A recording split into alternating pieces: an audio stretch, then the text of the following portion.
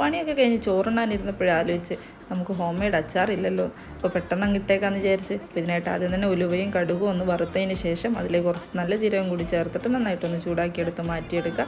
ഇനി ഇതേ പാത്രത്തിലേക്ക് തന്നെ വെളിച്ചെണ്ണ നന്നായിട്ട് ഒഴിച്ചു കൊടുക്കുക. ഇനി ഇതിലേക്ക് കടുക് ഇട്ട് പൊട്ടിക്കുക. പിന്നെ അതിനുശേഷം വറ്റൽമുളകും കറിവേപ്പിലയും ഇഞ്ചിയും വെളുത്തുള്ളിയും ചോപ്പ് ചെയ്തതും എല്ലാം ചേർത്ത് നന്നായിട്ടൊന്ന് മൂപ്പിച്ചെടുക്കുക. ഇതൊക്കെ ഒന്ന് മൂത്ത് വരുന്ന സമയത്ത് നമുക്ക് എന്താണോ നമ്മൾ അച്ചാറിടാൻ ഉദ്ദേശിക്കുന്നത് ഇട്ട് കൊടുക്കുക. ഞാനിപ്പോൾ ഇതിലേക്ക് മാങ്ങ, ബീട്രൂട്ട്, ക്യാരറ്റാണ് ചേർത്ത് കൊടുക്കുന്നത്.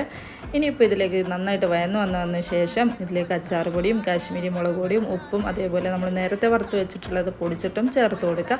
ഇനി ഇതിലേക്ക് തിളച്ചിട്ടുള്ള കുറച്ച് വെള്ളം ചേർത്ത് കൊടുക്കുക, വിനീഗർ ചേർത്ത് കൊടുക്കുക. പിന്നെ മധുരത്തിന് വേണ്ടിയിട്ട് ഞാൻ കുറച്ച് ഈത്തപ്പഴം കൂടി ചേർത്ത് കൊടുക്കുന്നുണ്ട്. ഇതും കൂടി ചേർത്ത് വരുമ്പോഴേ എനിക്ക് എൻ്റെ ടേസ്റ്റ് ഭയങ്കര ഇഷ്ടമാണ്.